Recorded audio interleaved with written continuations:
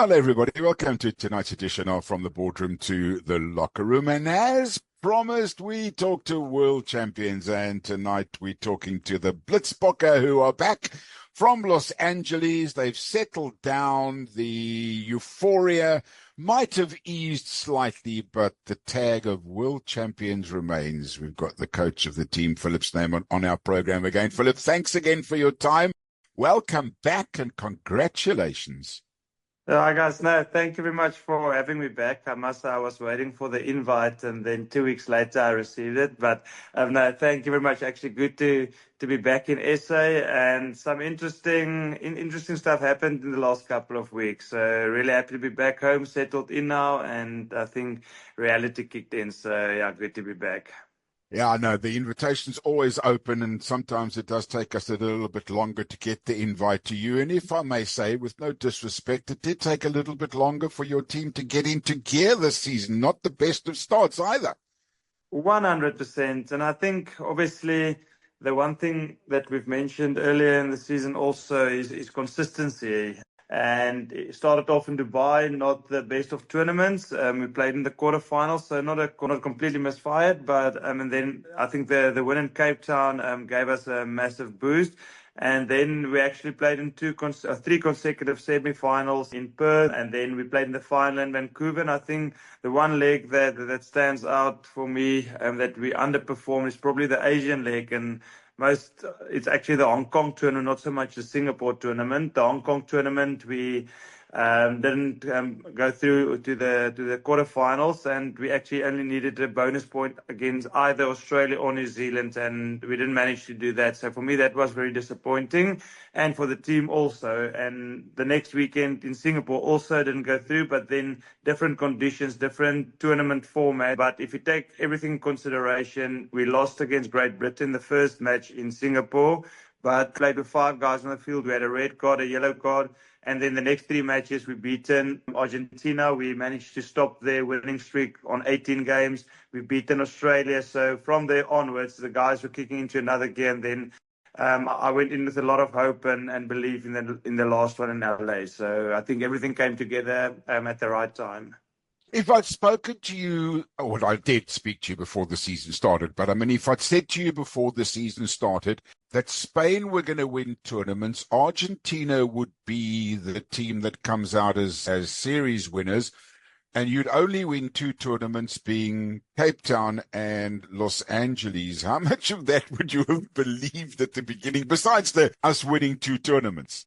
Yes, and I think in the past also the biggest thing for us is to play in every semi-final, or that's our goal. And we were fairly successful, like I said, those two tournaments. But I think Spain surprised everyone, and I knew they were working hard. They actually developing players for the Rugby 15-man World Cup. I've chatted to their coach also. So their whole plan is to take the whole sevens team into the 15 side when they go to the World Cup. So they did something right. But just to I think to get the facts right there, Spain played phenomenal. They played in all the semi-finals this year, but they haven't been able to win a tournament. So that's actually an interesting fact. They're the only team that played in all the and ourselves, Fiji, and Argentina is the only teams that won a final this year. So Argentina, by country mile, they walked the series.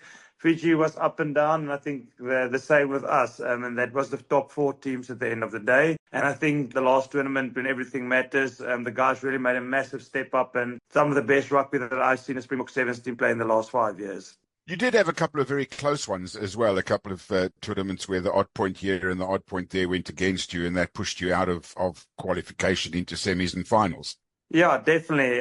Like I said, yeah, the tournament, the second last tournament in Singapore, we won 3 out of our 4 matches. Because of the different format, we didn't proceed through to the quarter or the semi-finals, but we actually managed to beat Australia. We managed to beat Argentina. So we played 2 of the top teams, but still didn't go through. 1 or 2 in the dying seconds that we didn't seal the deal. And I think the one thing from a coach and from a team side is, like, you want to learn lessons when you're not getting the results. And I think we've been very disappointed to play in LA and learn all these lessons and still not getting the end result, but the guys really showed, listen, they are learning, they want to make the step up, and when it mattered most, they produced the goods. Hindsight's obviously a perfect science, and when you look back at the season, what do you think it was that you did differently to actually turn the season around and win in LA?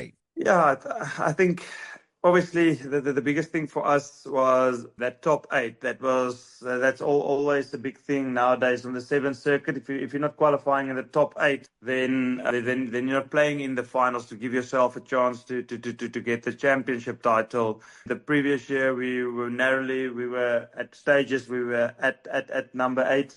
And this season we consistently top four, so not once did we move out of the top four. But I think we all knew, listen, every tournament, whether we played in the final or after Cape Town, we know, listen, if we can be consistent playing 5 games in a row up to our standards, there's no team that will beat us. And I think if you look at the stats also, we've played Argentina and they were the world leaders up until LA. They're the world leaders. I think 95% winning record against any team. But after LA, we actually played them 5 times. We managed to beat them 3 times. They only beaten us twice. And our point difference also higher. So I think that gives us a lot of confidence. We can beat any team, but it's the crucial matches or the matches that you feel like, listen, we just need to get through this one and then we don't perform. So I think bringing everything together, being consistent in the last one from the first game, and not only consistent, we actually went from strength to strength from game to game, and then we left the best for last against Argentina, against New Zealand, and against Spain in the final. So I think we've learned lessons, and the guys executed in the last tournament. If we take your Blitzbook cap off just for a moment and look back at the season overall, would you agree with me that perhaps the disappointment of the year might be the Olympic medalists France, who seem to have gone a little bit off the boil? Spain would have been the highlights, as well as Argentina coming back. And then the old favourites, the New Zealanders and the Fijis, well, they seem to be blowing a bit hot and cold. Yes, and I think New Zealand, I think they're almost like in that transition phase where they lost a couple of old players and 1 or 2 new players coming through. Australia, where we were 1 or 2 years ago, new coaching staff taking over. Fiji bringing in a couple of new players. So yeah, I think they'll always be up. I mean, they're a rugby nation, and we know it's only a matter of time before they play in finals again. But again, New Zealand's one of those teams. Fiji is one of the teams. They can beat any team on any day, and they can even beat them with 50 points. And I think the biggest thing because Seven's so competitive nowadays, there's no easy team anymore. We mentioned Spain earlier, France, that Olympic gold medalist, and a lot of the same players, but didn't always produce the goods this season. But I think the competitiveness on the World Series, and the margin's so small nowadays that 1 game can cost you a tournament, 1 second can cost you a tournament. And we've seen that Australia in that last tournament, last play of the game, if they score the try, then New Zealand is out, Australia is in, and they top the pool. If Australia don't score the try, New Zealand finish second, and then Spain top their pool. So I think there was a lot of stuff going on, and then Australia got held up over the line. So that's how small I find the margins in sevens currently. So you need to be consistent. You need to be at your best every tournament, and there's no easy games. And I think that's a short and long when it comes to sevens nowadays. Yeah, and let's go back to when you were playing and you consider the difference between then and now. I guess the gap is pretty big in terms of how close the teams are, not necessarily how competitive the teams are, but how close the teams are and how the series has grown to be so successful. Yes, and like you said, I think in the past there was 16 teams on the world circuit. So obviously some development countries didn't have all the players or all the resources to field, and once there creeps in 1 or 2 injuries, then they do seem to struggle a little bit. So a while back, like when we still had 16 teams, you almost had like the 1 or 2 games that you feel like, listen, you should win those games if you play good rugby on that day. And then it's basically, so we used to, like, our quarters final used to be our biggest obstacle, because then you start crossing over and one play 2 in the different pool stages, but you almost had that 1 or 2 games that you feel like, listen, we should win this, and you can actually experiment with 1 or 2 new players. But nowadays, you can't go onto the circuit anymore and be like, listen, you should win this one, or we can give guys opportunities. everybody need to be on the same page. Everybody need to be up to scratch. And like I said, then it's also not even a given. If they play well, you play, then it will come down to the last seconds of the match. So I think the competitiveness on the seventh series, and that's why it's growing. It's incredibly high at the moment. And I guess in the Blitzboks team, experience you cannot buy. I mean, having some of those players you have in that side who've got so many games under their belt, at the end of the day, that really counts and helps out. Definitely, and we spoke about it earlier, and I think on a previous discussion, guys that played Olympic Games might be their last season, but you can't replace the amount of calmness and what they bring to the team and their experience. And obviously, we're focusing, and our biggest goal now is the 2028 Olympics, but we know we want to be competitive and be in the top three every single World Series. Up until then, we want to qualify automatically for the Olympic Games, and then want to change the color of that medal at the Olympics. We want to change it to gold. But part of that is to have all the guys still in the squad and use their experience, but also get some young players. And I think this season we managed to actually 3 youngsters made their debut. A guy like Xander Reyners made a massive step up, a good person, very humble.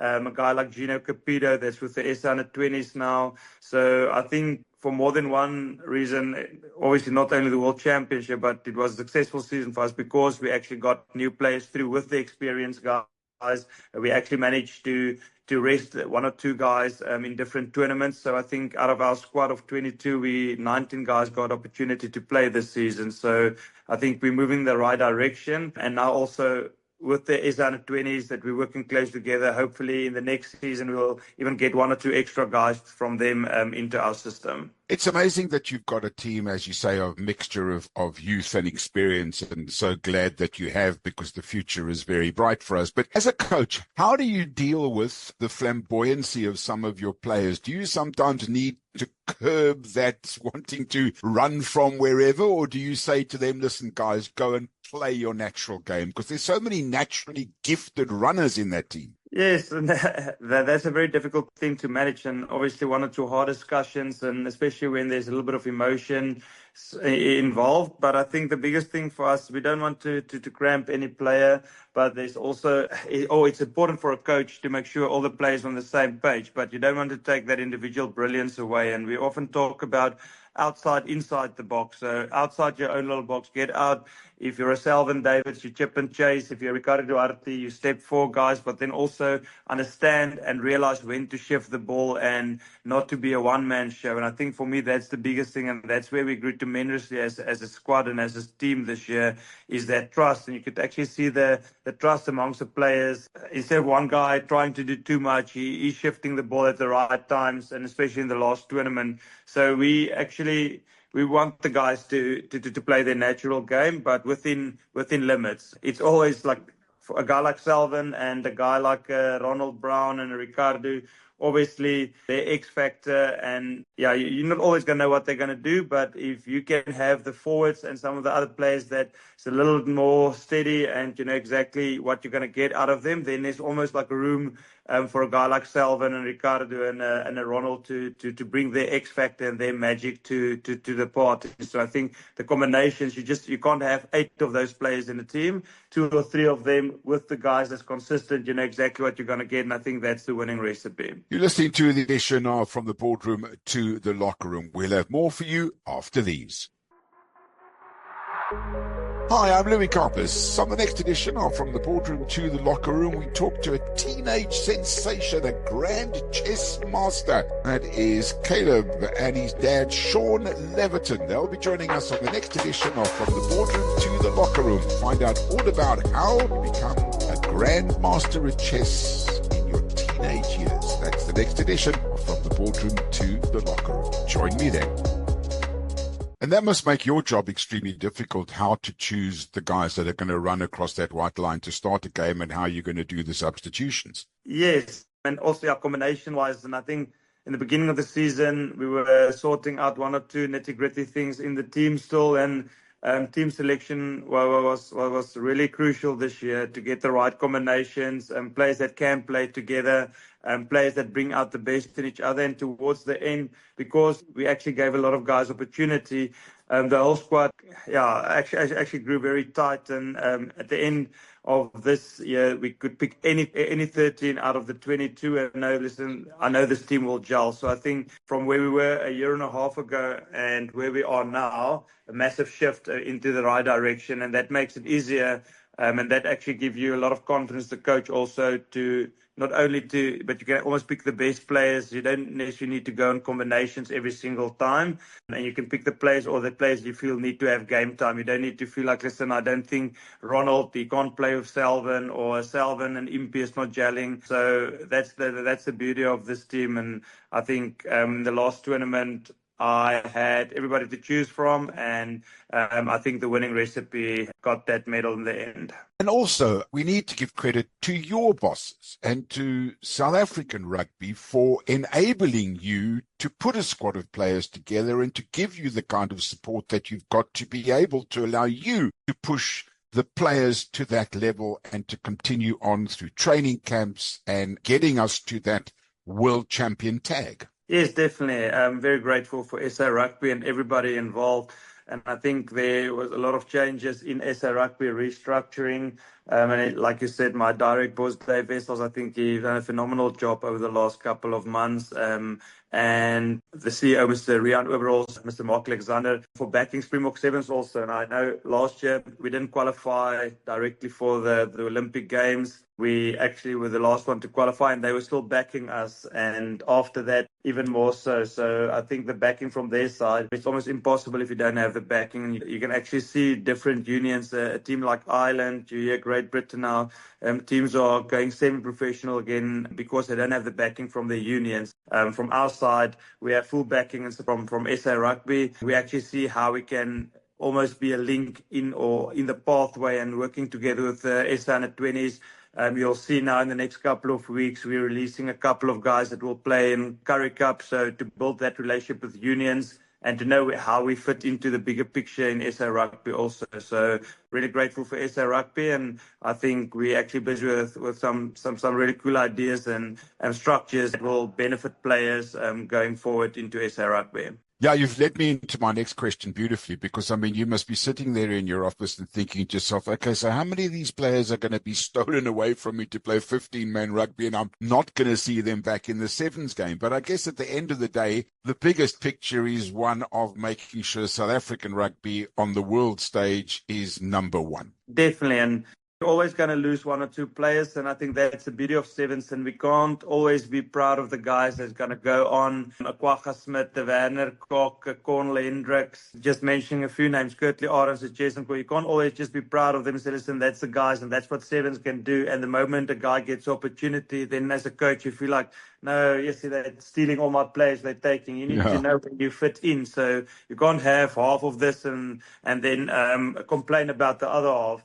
And I know where we sit with SA Rugby. I know how we fit in and a pathway. And you'll always have the one or two season campaigners in the squad. And I think going forward also now with the calendar year, that we don't really have World Series tournaments at the back end of the year, or not back end, but the second half of the year. And the Currie Cup fit in perfectly. So now I can actually give players the opportunity to go and play 15s, make sure the players are happy. So now I can almost have best of both worlds. You can play sevens up until June, and then you can go and play Currie Cup. And then I believe we can have, we can almost keep all of those players, or most of them, because they can have best of both worlds. And we can also have players that feel like, listen, they don't want to give up their 15-man dream. We can keep that dream alive. So for a S-under-20 guy that most likely, or if we believe he can play, if you take a Gino Capito, I believe he can become a Springbok one day, but he can still play sevens and become a Springbok because you give him the opportunity in the second half of the year to develop his skills in 15-man also. So I think that works out well. And yeah, we have one or two ideas that I think will benefit sevens, so that will benefit 15-man. And the biggest thing is, like you said,